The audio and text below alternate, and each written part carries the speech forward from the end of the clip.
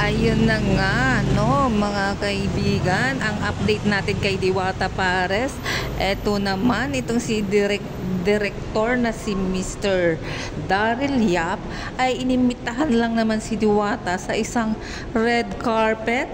Ayan, mala celebrity na talaga si Diwata Pares, no? Hindi na lang talaga siya sa parisan, kundi pang red carpet na talaga. Ayan, at nagkagulo nga sa SM North ang mga tao at inaabangan siya. At parang siya pa nga ang nagbigay ng kulay sa red carpet na yan eh. Kasi nung siya na ang rumampa ay talaga nagkagulo ang mga tao naman, no? Ayan, at ayun nga ang sabi ni Diwata dyan, ay panoorin ang My Soulmate na directed by Daryl Yap. FC, yes, FC Homes, maraming salamat. Tapos asa na si Budka kasi magpuplex kami. Okay, next. Ipuplex pa ba natin yung ano?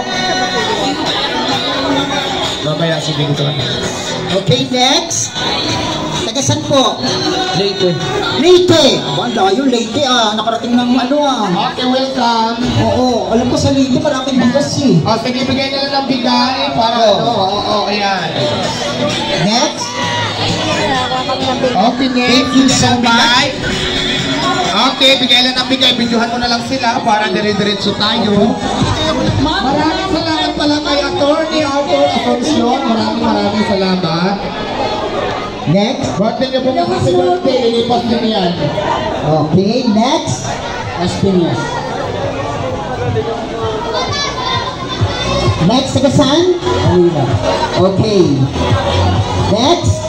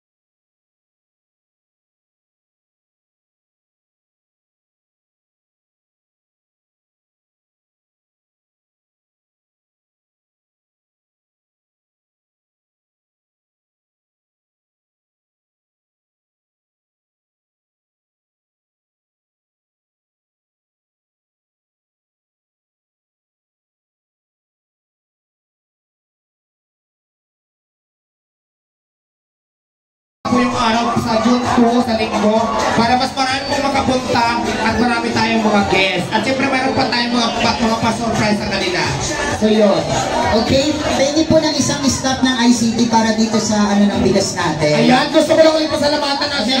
Okay na. At talaga namang walang sahong sumusuporta sa akin ang ICT family, ang mga boss, mga staff. Maraming salamat po sa ICT family. So ayan po. Hihiyaw kayo. Okay, thank you. Napicture na. O ayan. Okay.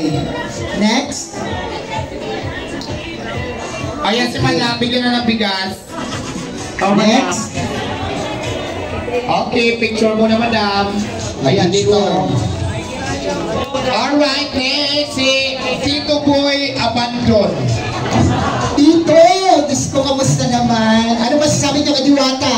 Grabe ang daming tao, hindi ko inakala na kahit bumabagyo, bumaba pa rin ang tao. Grabe, ang dami nagmamahal kay Diwata. Ganyan talaga yung... Ayan, gusto ko lang din pasalamatan si Tito Boy Abandon ng Ang inyong layo-layo ko pa, nalaglag pa yung pamasahe ko dahil sa sobrang ulan sa amin. O ma, nagparinig. Ano daw? Nalaglag ng pamasahe. Hindi ko, Saan ka ba na-uwi? sa Cavite pa. At tamang-tama, sasabay kita, pasay ako. Talawagin kita sa bulok. Sasabay ko mamaya.